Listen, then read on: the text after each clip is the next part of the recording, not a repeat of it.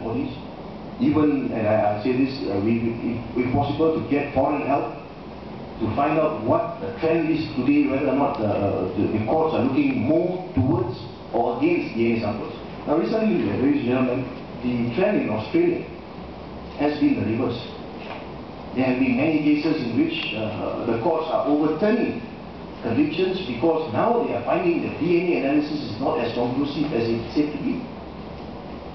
So again here, in fact during what we call the arguments in Parliament, I suggested and I said, look, the Section 24 provision, why don't we just put in the phrase, and I believe this is what I suggested. It says this: notwithstanding any written law on the contrary, any information from the DNA bank shall be admissible as conclusive proof. But what I said here is just to add the words in subject to the discretion of the court.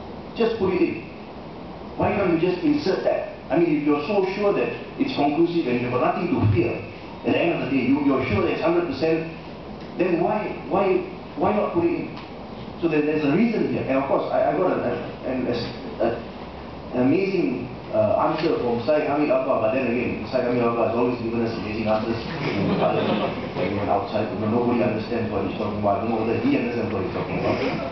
He came back to Parliament and he read this and he says, no, Puchong, read it carefully. Notwithstanding any written law to the contrary, any information from the written bank shall be admissible as a conclusive proof in any proceedings in court. That means the court can decide what. He said, and I said, this is a man, he's a minister of Home Affairs, I don't know where we're going. But this is where I think, we have to be a bit more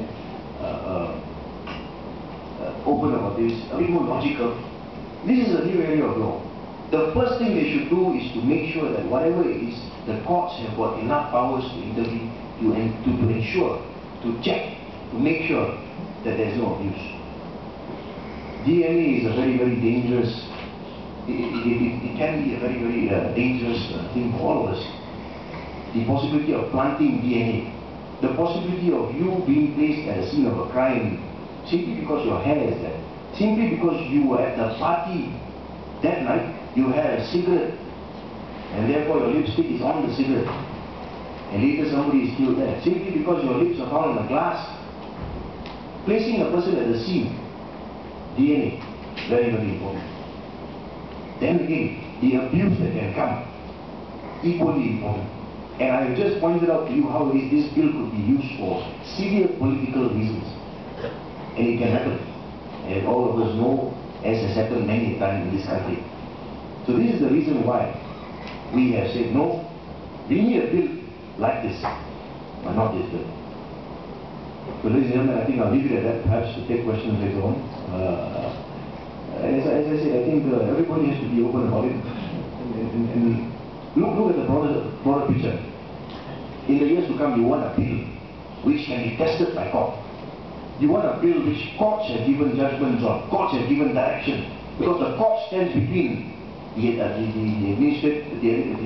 police, the state, and the victim at the end of the day. And that's how all other laws in this country have been interpreted, and that's how it works. That's how we operate. So I don't see why it is this bill should be given any favor, it should be given any preference to the extent whereby even the court can't look at it. The court knowing, sometimes the court looking at an injustice, knowing that it's wrong, knowing something is wrong, but forced to just sit idle, stand by and watch a serious case of injustice go by.